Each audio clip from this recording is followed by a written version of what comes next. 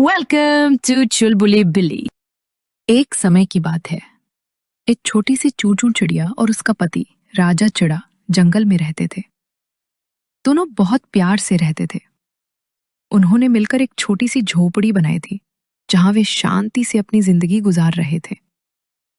एक दिन राजा चिड़ा ने कहा, मैं शहर जा रहा हूं, दाना लेकर आता हूं। वो उड़कर शहर चला गया। इधर चूचू चिड़िया घर में अकेली थी। अचानक एक बिल्ली वहां आ गई। चूचू चिड़िया को खाने के लिए कुछ चाहिए था, लेकिन उसके पास कुछ नहीं था। बिल्ली ने कहा, अगर मुझे खाने को कुछ नहीं दिया तो मैं तुम्हें खा जाऊंगी।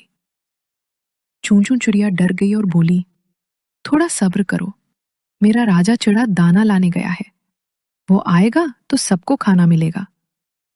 लेकिन बिल्ली नहीं मानी और चूचू चिड़िया को तंग करती रही। चूचू चिड़िया हर जानवर के पास मदद मांगने गई, कुत्ता, बैल, पेड़, नदी, लेकिन किसी ने उसकी मदद नहीं की। आखिर में वो एक राजा के पास पहुंची और उसे सारी बात बताई। राजा ने इंसाफ किया और सब जानवरों को समझाया कि मुसीबत में दूसरों की मदद करनी चाहिए।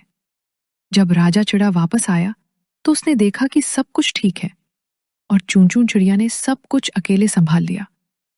दोनों खुशी से गले मिले और सभी जानवरों ने मिलकर जश्न मनाया। इस कहानी से सीख, मुश्किल समय में हिम्मत और समझदारी से काम लेना चाहिए। दोस्तों और रिश्तेदारों की मदद करनी चाहिए। आखिरकार इंसाफ और सच्चाई की जीत होती है। अगर आपको मेरी कहानी पसंद आई हो तो वीडियो को लाइक करें और सब्सक्राइब करना मत भूलिए, ताकि अगली मजेदार कहानी आप सबसे पहले देख सकें। मिलेंगे अगली कहानी।